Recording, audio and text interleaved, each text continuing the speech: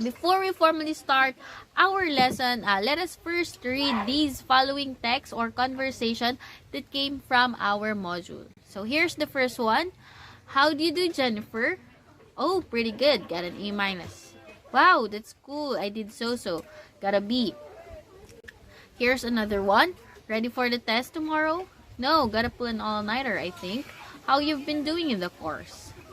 Barely squeaking by with a C. You? Not bad, somewhere in the B range. Diba? So, you could notice here in the conversations that the grades that the students are talking about is, hindi siya numbers, nasa letter siya. Sa ibang bansa kasi, the grades are released, or summed up through letters na parang kapag best student ka siguro, they use A plus, A minus, and kapag failing ka or pangit yung performance mo as a student, they use F minus, ganun, to define your grade. So, parang kasi yun yung ginagamit nila nga sa ibang bansa. Pero isn't it ironic that untold hours of reading, listening to lectures, note-taking, writing papers, doing assignments, and going to classes are invariably reduced to one of the 5 letters of the alphabet? Imagine niyo na lang kung dito sa Pilipinas, ang grading system natin is nasa A, B, C, D, E, and F lang. Pero kasi dito sa Pilipinas ang ginagamit natin, it's either weighted average, percentage, or percentage. Ang ginagamit natin to define kung ano yung grade ng isang student or learner.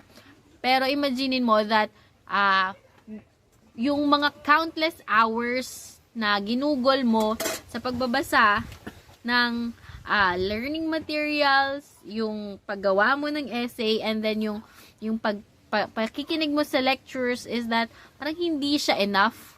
Parang hindi siya enough to parang define lahat ng yon, lahat ng effort mo sa pag-aaral.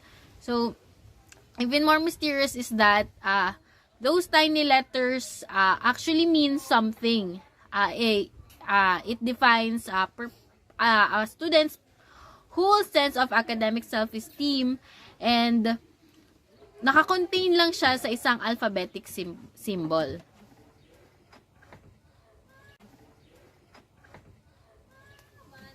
So, if our lives are too often controlled by these tests, as mentioned in the opening lines, then our educational lives are certainly governed with the grades that are greatly determined by those tests. So ang ibig sabihin lang neto na kung yung buhay daw natin as students is nakokontrol ng mga test na yon, then lahat ng parang grade na yun, na lumalabas dun sa test na yon is parang dun na nade-determine yung buhay talaga natin. Dun na lang nagre-revolve sa yung buhay natin as a learner dun sa mga grades na yon, and hindi na siya nagre-revolve dun sa mga experiences na kung ano man yung pwede nating ma-experience. Educational systems define honor students, marginal students, college-bound students, exceptional students, failing students, and average students, not so much by the quality of their performances and not necessarily by demonstrated skills that have been observed, but rather by grades. So, totoo naman na excuse me, na dinedefine ng educational system natin ngayon is kung hindi dahil sa kung ano yung quality ng performance ng isang estudyante, or kung ano yung skills na ginagawa nila, kundi dahil lang dun sa grades. Dahil mataas yung grade ng student na to, syempre sobrang talino niya, sobrang galing niya, ganun. Dahil nga nako-quantify or nakikita lahat nasa-sum up lahat sa grades yung effort na ginagawa niya, pero hindi na nakikita kung ano yung behind ng kung ano yung talagang ginagawa niya. Perhaps even more ironic is that the standards for assigning grades are extraordinarily variable across teachers, subject matters, courses, programs, institutions, school system, and even cultures. So, na-experience naman natin na tayo as AB English student, galing tayong lahat sa iba't ibang institution when we were in high school. Before tayo magpunta sa Isabela State University, we came from different high schools. And these high schools is may kanya-kanyang grading system na ginagamit to evaluate yung performance ng isang students. Siyempre, may mga subject din naman, yung mga grading system din naman is nakadepende sa kung ano yung subject na tinitake natin or sa teacher na kung kanino tayo nag-under. Kasi meron yung subject na parang katulad ng, di ba sa subject na not English, mathematics and science. Sa dalawang subject na yun, ang notion natin as students is napakahirap na subject, so mataas yung standard. Since hindi naman siya yung parang more on critical thinking, yung mga subject na yun, it's more on critical thinking, more on memorization, and more on concepts. Hindi siya ganon kadali. So parang ang lumalabas kapag may mga teacher tayo ng math and sciences, ng mathematics and sciences, ang notion natin sa kanila is they are strict, they are tough, while yung mga teachers natin ng Filipino, ng English, they are the easy ones na madali lang si teacher na ganito. So, sure ako na yung subject niya is ganito kasi, ganon. So, meron din naman yung certain institutions are known by transcript evaluators to be stingy with high grades, and therefore a B in those places is equivalent to an A. So katulad na lamang sa ang kahibaan ng public school and ng private school when it comes to giving grades. Pwedeng yung A sa public school is letter B lang sa private school, or yung A dun sa may private school is B lang sa public school. Mga ganong instances ba that doon kasi nagva-vary or na bibigyan ng pagkakaiba-iba kung bakit may mga grades na ganito and grades na ganito, kaya nagkakaroon ng parang notion na syempre mas mataas yung grades ko kaysa sa kanya, so mas matalino ako, mas well-performing akong students. Yung mga ganun bang notion, pero factor din talaga na yung teachers and kung yung institution, kung saan ka nabibilong, dun din na parang nade-define or nakukuha yung kung ano yung pina-perform mo as students. Kasi sa amin dati sa University of La Salette, I remember that yung core values ng La Salette is, isa sa core values ng University of La Salette is excellence. Kapag meron ka ng 85 below sa iyong grades, hindi ka na pwedeng with honors or kung makakuha ng award, ng excellence awards. So, samantalang sa public schools, as long as you reach the average na kung saan pwede kang ma-recognize as an academically excellent student, meron pa rin. Sa La Salette kasi hindi ganon. So, this chapter addresses topics like this: what should grades reflect, how should different objective tasks and components of course figure into a formula. So basically itong report namin is all about grading and student evaluation, on kung paano natin ine-evaluate ang mga student when it comes to giving grades, when it comes to their performances. Here's the first topic. Number 1, philosophy of grading. What should grades reflect? Before we proceed, take a look at this grading questionnaire. And I think we should do this. I'll be giving you at least 2 minutes siguro to do this one. I'll be reading first the instruction, directions. Look at the items below and circle the letters of all items that should be considered, however, and greatly or minimally in a set of criteria for determining a final grade in a course. So, dito, from A to letter, ay mamimili lang po kayo kung ano yung tingin nyo, yung dapat na parang maging criteria ng pag-grade ng isang estudyante. Sa pagbibigay ng final grade ng estudyante. So, pagkatapos nyon, kapag napili nyo na yung kung ano yung from letter A to I, kapag napili nyo na kung alin yung dapat na criteria sa pagdetermine ng final grade ng isang student, lagyan nyo naman siya ng quantity. Like, for example, dito sa letter A, language performance of the students as formally demonstrated on tests, quizzes, and explicitly scored procedures. Try nyong, lagyan kung ilang percent yun. Like, for example, 50% ba to ng grade, dapat, ganun, 30% ng grade. So, mamimili lang kayo kung alin dito, from letters A to letter I, kung ano yung dapat. I'll be giving you 2 minutes, guys.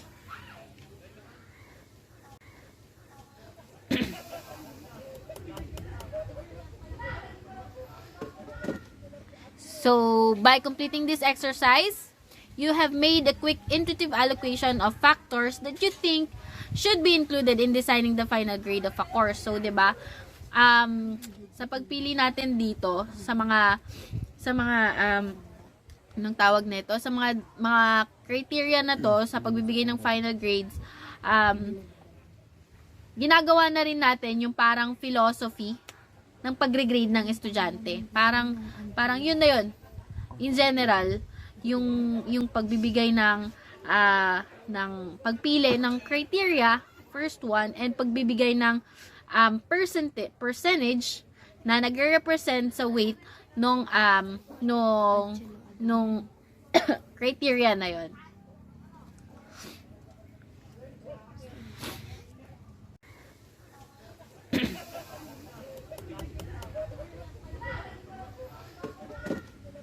So, by completing this exercise, you have made a quick intuitive allocation of factors that you think should be included in designing the final grade of a course. So, 'di ba?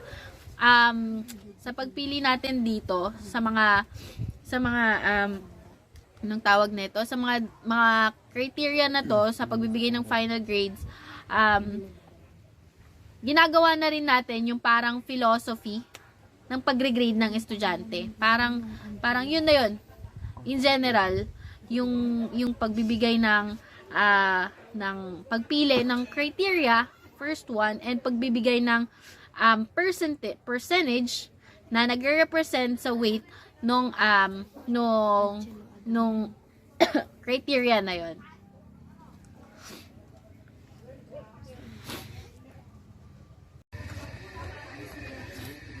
Calculating grades, absolute and relative grading. Calculating grades, absolute and relative grading. So, absolute versus relative. Kapag sinabing absolute kasi, ito na yung parang fixed. While relative, meron ka pang kailangang i-consider or nire-relate to such fact, parang may nire-relate ka pa para maapektuhan yung pagre-grade mo. Parang gano'n. So, dito, absolute grading, specify your approach in grading. Here's an example. Kapag midterm, final, and other performances, naka-specify siya into points or kung range, gano'n. May nire-range lang siya from, for example, 45 to 50, like here in this table, 45 to 50, and 90 to 100, ganon, A na daw yung grade mo. Parang ganon. So, the key to making an absolute grading system work is to be painstakingly clear on competencies and objectives, and on tests, tasks, and other assessment techniques. Katulad nga dito sa may table natin, naka-specify kung ilang points yung midterm, final exam, and other performances, and ito total siya at the final grade, and then kapag pasok siya sa 180 to 200, your score will be A, or 160 to 79, then your score will be B. Parang ganon.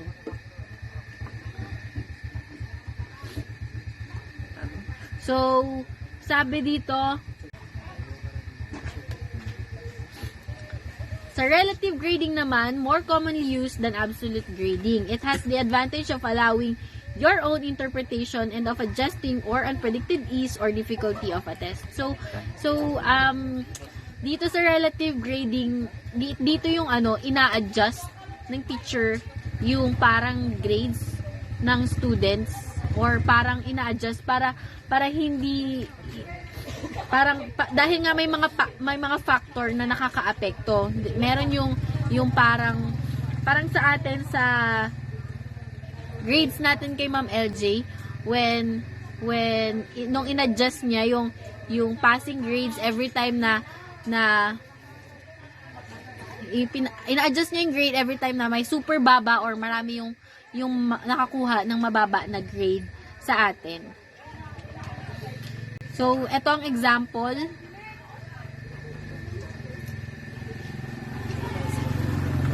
Ito yung example, hypothetical rank order grade distribution. Percentage of students, institution X is 15% kapag 15% yung ganito, 30% yung ganito, 60% yung ganito. Next is yung teacher's perceptions of appropriate grade distribution. So most teacher brings to a test or a course evaluation an interpretation of estimated appropriate distribution to follow that interpretation and make a minor adjustment to compensate for such matters as unexpected difficulties. So, ayun nga, kapag nag-evaluate kasi yung mga teachers natin, ina-adjust nila, gumagawa sila ng adjustment and para lang mapalitan nga yung difficulty, especially kapag mahirap yung exam. Ganun. Tas yung 'di ba noon nung high school tayo, kapag si teacher ganito yung gumawa ng exam, hindi alam nung prof natin kung ano yung extent or hirap nung exam na ginawa natin. Hindi alam nung teacher natin kung madadalian ba tayo or mahirapan tayo. So kapag maraming mababa or nakakuha ng mababang score sa atin, ina-adjust nung professor yung passing grade natin. Next, will be reported by Mr. John Roy Omayo. So most teacher bring to a test or a course evaluation an interpretation of estimated appropriate distribution to follow that interpretation and make a minor adjustment to compensate for such matters as unexpected difficulties. So, ayun nga, kapag nag-evaluate kasi yung mga teachers natin, ina-adjust nila, gumagawa sila ng adjustment and para lang mapalitan nga yung difficulty, especially kapag mahirap yung exam. Ganun. Tas yung 'di ba noon nung high school tayo, kapag si teacher ganito yung gumawa ng exam, hindi alam nung prof natin kung ano yung extent or hirap nung exam na ginawa natin. Hindi alam nung teacher natin kung madadalian ba tayo or mahirapan tayo. So kapag maraming mababa or nakakuha ng mababang score sa atin, ina-adjust nung professor yung passing grade natin. Institutional expectation and constraints. A consideration of philosophies of grading and of procedures for calculating grades is not complete without focus on the role of the institution in determining grades. The insights gained by the early teachers described above, for example, were spurred to some extent by an examination or of institutional expectations. In this case, an external factor was at play. All the teachers were students in or had recently graduated from the Master of Arts in TESOL program at San Francisco State University. Typical of the graduate programs in American universities, this program manifests a distribution of grades in which as from A plus to A negative are awarded to an estimated 60 to 70% of students, with B's from B plus to B negative going to all of the remainder. In the ALI context, it had become commonplace for the graduate grading expectations to rub off onto the ALI courses in ESL. The statistics bore that out. Some institutions refuse to employ either a letter grade or a numerical system of evaluation and instead offer narrative evaluations of students. This will be explained later on by the next reporter. This preference for more individualized evaluation is often a reaction to the overgeneralization of letter and numerical grading. Being cognizant of an institutional philosophy, of grading is an important step toward a consistent and fair evaluation of your students. If you are a new teacher in your institution, try to determine what is grading philosophy or try to determine what its grading philosophy is. Sometimes it is not explicit. The assumption is simply made that teachers will grade students using a system that conforms to an unwritten philosophy. This has potentially harmful washback for students. A teacher in an organization who applies a markedly tougher grading policy than other teachers is likely to be viewed by students as being out of touch with the rest for the faculty. The result the result could be avoidance of the class and even mistrust on the part of students. Conversely, converse, conversely, an easy teacher may become a favorite popular teacher not because of what students learn, but because students know they will get a good grade.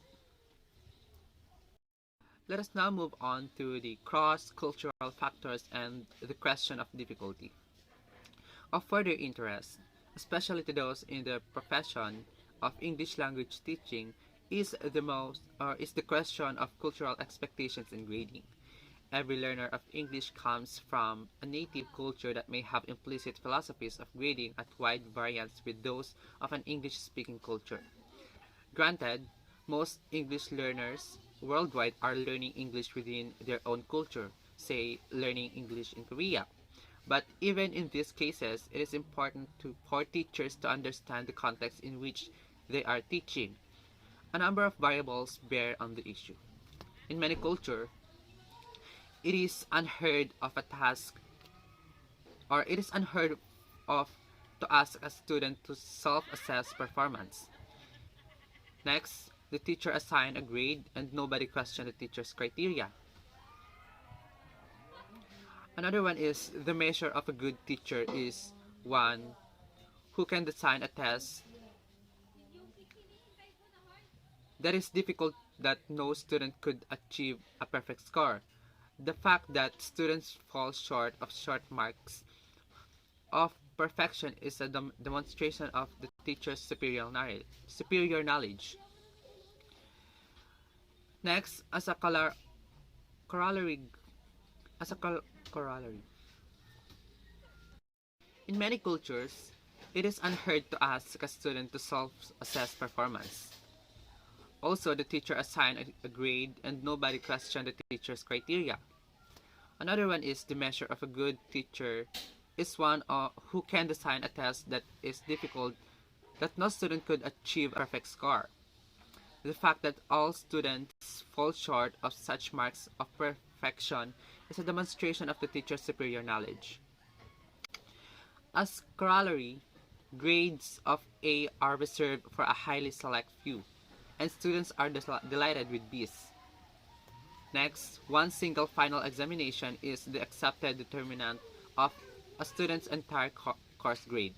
Lastly, the notion of a teachers preparing students to do their best on a test in an educational contradiction.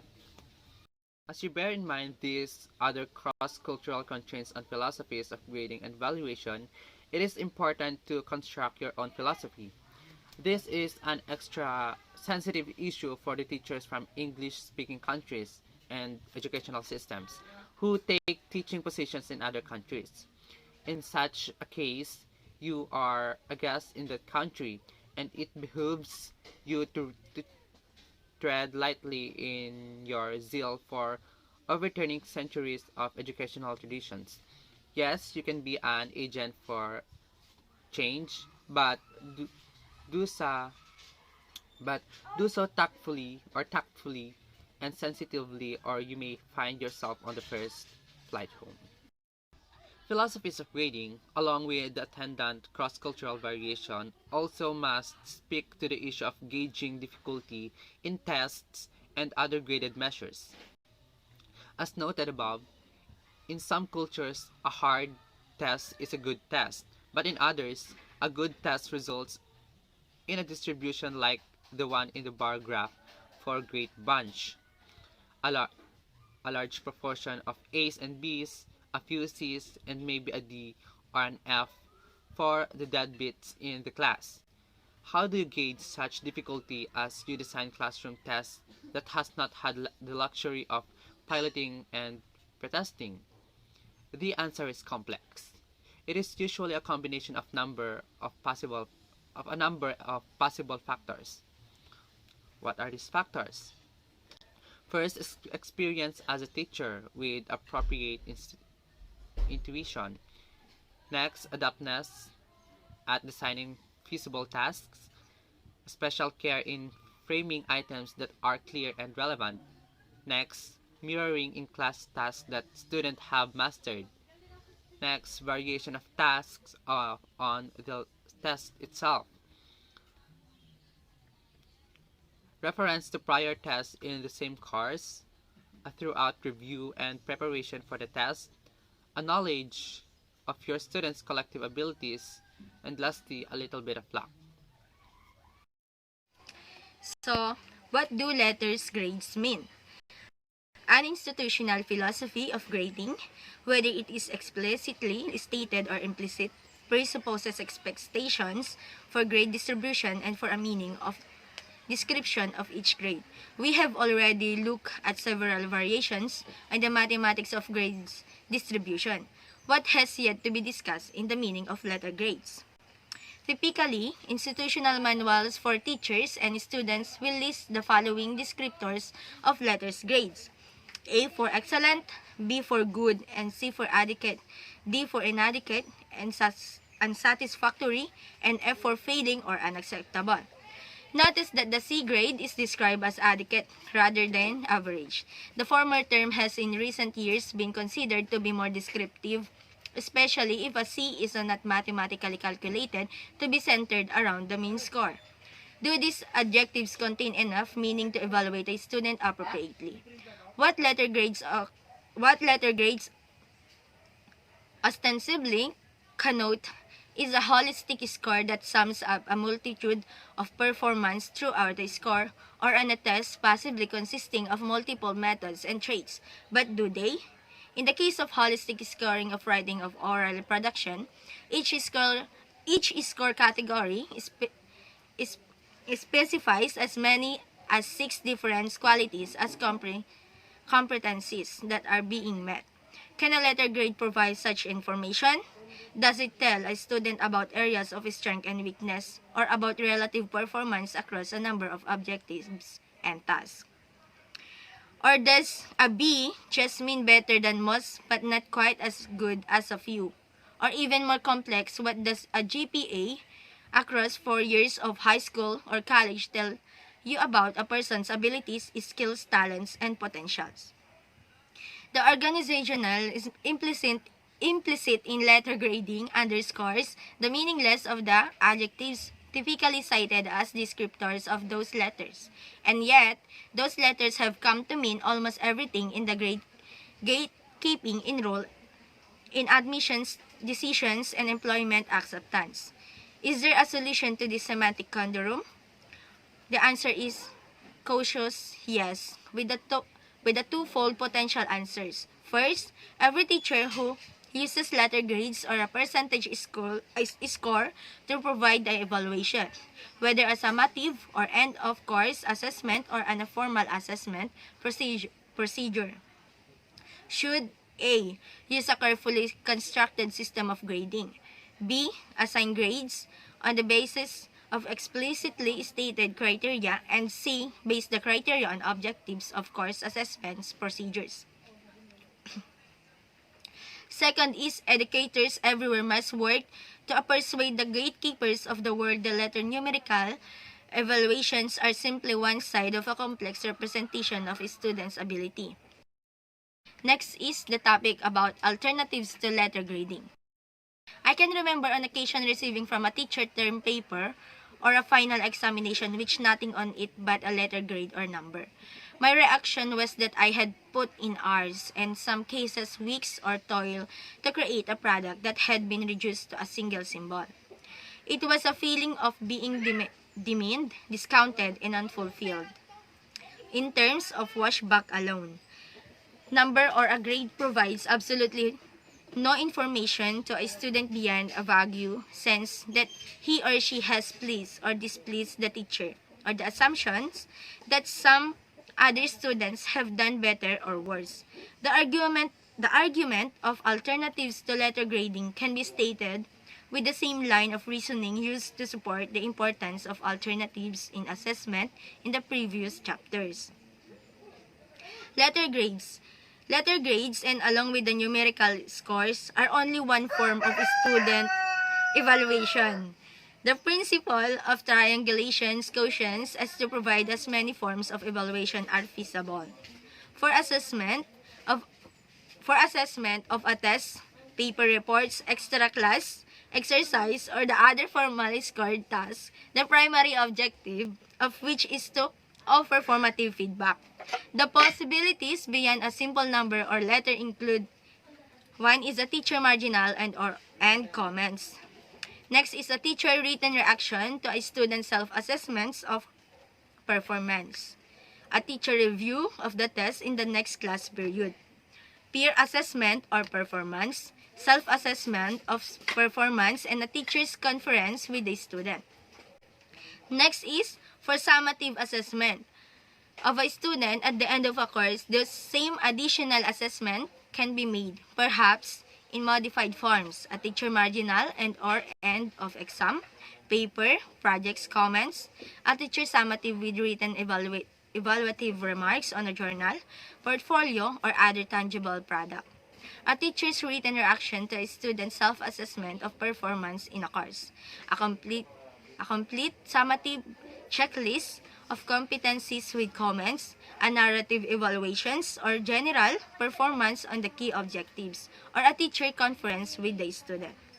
Most of the alternatives to grading for formative tests and other sets of tasks have been discussed in previous chapters. A more detailed look is now appropriate for a few of the summative alternatives to grading, particularly self-assessments, narrative evaluations, checklists, and conferences. Next is the narrative evaluations. The narrative evaluation in a protest against the widespread use of letter grades as exclusive indicators of achievement. A number of institutions have at one time or another required narrative evaluations of students. In some instances, those narrative replaced grades, and in others, they supplemented them. What do such narrative look like? Here are the three narratives, all written for the same student by here three teachers in pre-university intensive English program in the United States. Notice that the use of third-person singular with the expectation that the narratives would be read by admissions personnel in the student next program or of study. Notice too that the letter grades are also assigned. Let's talk about some principles and guidelines for grading and evaluation. To sum up, I hope you become a little better informed about the widely accepted practice of grading students, whether on a separate test or on a summative evaluation of performance in a course. Now, you should now understand that grading is not necessarily based on a universally accepted scale. Di ba nga, lahat naman ng institution or other universities ay merong basis of grading. Gaya na lamang na, kunyari, sa ISO, ganito, yung mga university natin, di ba, public. Meron yung ibang mga institution natin na mababa magbigay ng grades or mahirap pumasa. Grading is not necessarily based on universally accepted scale means lahat ng institution ay may iba't ibang klase or basis of grading. Next is, grading is sometimes subjective and context dependent. Sa pagbibigay ng grades, di ba nga, as a teacher, sometimes subjective. Meron kasi tayong ibang mga teacher na pag nagbibigay sila ng grades ay grine-gradean din nila kung ano yung behavior ng isang estudyante. Ito naman, sometimes subjective and context dependent. Di ba nga, pag magbibigay ka ng grades, dapat nakadepende din kung ano yung tinuro mo, kung ano yung mga pinagawa mo, sa mga estudyante. Grading of tests is often done on a curve. Grades reflect sa teacher's philosophy of grading. Di ba nga, gaya nga na sinabi ko kanina, may mga teacher na mataas magbigay ng grades at meron naman yung mga teachers na taas talaga magbigay ng grades. One of my experience is, one of my experience in engineering, meron kaming isang prof na before kami mag-start dun sa course, ay sinasabi na niya yung grades na dapat naming i-meet. So, ang sabi niya sa amin nun dapat 60% or 70% kailangan namin i-meet in order to pass the course. So, yun. Meron talagang mga teacher na mataas magbigay at meron talaga yung mababang magbigay. So, grades reflect an institutional philosophy of grading. Kung sa isa kanina ay teacher's philosophy na teacher's base, ito naman ay institutional philosophy, institutional base. One of the example of this one is the College of Education, di ba? Meron silang tinatawag or ginagawa na battery exam in order to stay on your course. Kailangan mo ipasa yung battery exam na yon para ma-pursue or makapagpatuloy ka dun sa course na kukunin mo. Next is cross-cultural variation in grading philosophies need to be understood. Grades often conform by design to a teacher's expected distribution of students across a continuum. Tests do not always yield an expected level of difficulty. Syempre nga, diba? Kunyari, yung score ng isang bata ay mababa. Minsan, hindi rason na mababa yung skill ng isang bata. Minsan kasi, minsan, ang problema is sa test paper. So, hindi natin masasabi na yung bata ay may problema or yung test ay mahirap. Letter grades may not mean the same thing to all people. And alternatives to letter grades or numerical scores are highly desirable and additional indicators of achievement. With those characteristics of grading and evaluation in mind, the following principal guidelines should help you be an effective grader and evaluator of students' performance. So, this one is the summary of guidelines for grading and evaluation. Number 1 is develop an informed, comprehensive personal philosophy of grading that is consistent with your philosophy of teaching and evaluation. Diba nga, sa course natin, diba, bago tayo mag-start, sinasabi ng prof natin na yung prelim natin is 15%, yung midterm 25%, and sa final is 30%. Yun. Ascertain an institutional philosophy of grading and unless otherwise negotiated, conform to that philosophy. This one is so that you are not step out with others. Number 3 is design tests that conform to appropriate institutional and cultural expectation of the difficulty that the student should experience. Number 4 is select appropriate criteria of grading and relative weighting in calculating grades. Gaya nga sinabi ko kanina, sinabi na sa prof natin na prelim 15, midterm 25, finals is 30%. One example of this one is one of our prof, diba?